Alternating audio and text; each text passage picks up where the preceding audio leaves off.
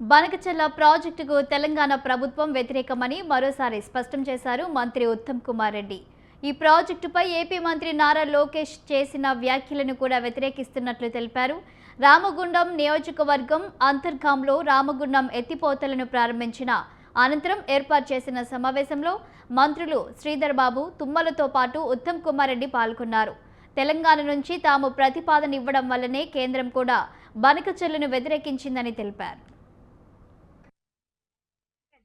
ఆ తర్వాత ప్రమాద బీమా చెప్పి 4,91,66 ఆంధ్రప్రదేశ్ చెందిన మంత్రివర్యులు లోకేష్ గారు బనకచెర్ల ప్రాజెక్టులో కట్టుకుంటామని చెప్పిండు.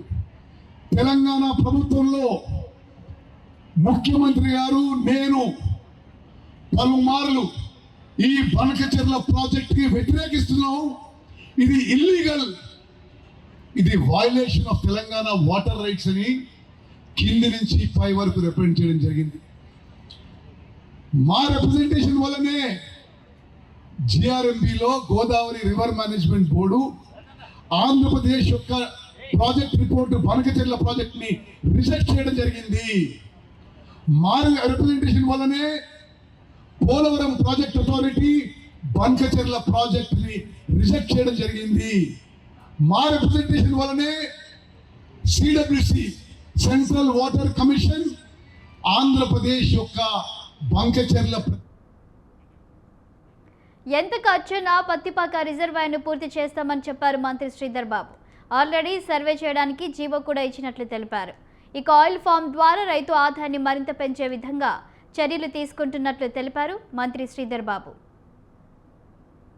డబ్బులైనా ఎన్ని కోట్లైనా ఈ పత్తిపాక రిజర్వాయర్ని చేపట్టి తీర్చామని చెప్పి మరి సర్వే కూడా నిన్ననే 1.5 కోట్లతో సర్వేకి జీవో ఇవ్వడం జరిగింది. వారికి ప్రత్యేకంగా కృతజ్ఞతలు తెలియజేస్తా ఉన్నా.